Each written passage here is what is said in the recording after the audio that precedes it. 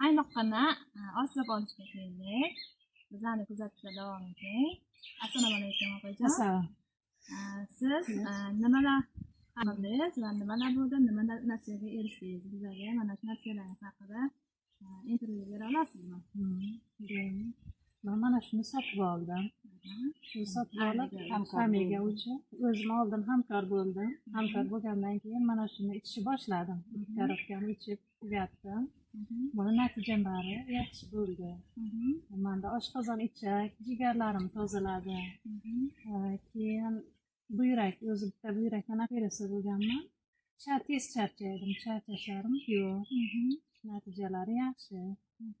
Keyin mana bu nima qilib yursam charchoqlik bo'ladi.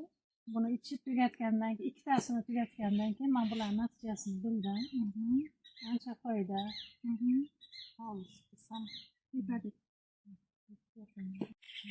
Mana buni ichib, buning foydasi belga juda ko'p foydasi bor ekan. Mana girijaga yaxshi ekan.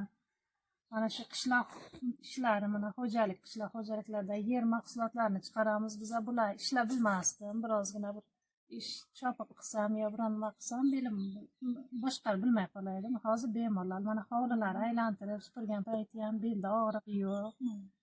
O'sha chopiqlarni qilib, o'tlarni chiqarish payti ham bemalol bajarib yuribman. Yaxshi. Ana shundan keyin mana bu oyoqdagi shishlarga ko'proq foydasi bor ekan. Oyog'im shishardi. Ana shu ham yo'qolgan. Shunday yaxshi xususiyatlari bor. Buni olib ichganlar hech qachon zarar topmaydi. Qonlarni tozalaydi.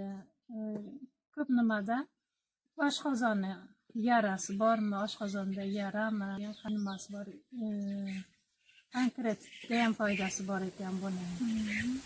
3 oy ichgan odam pankreatdan qutulaydi. Ana shunday yaxshi xususiyatlari bor.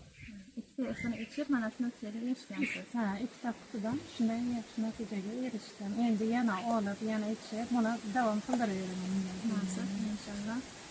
Aziz kuzatuvchilar, sizga ham mana shu Amirat ishimizga kirib olingizni sizga ham taklif etamiz.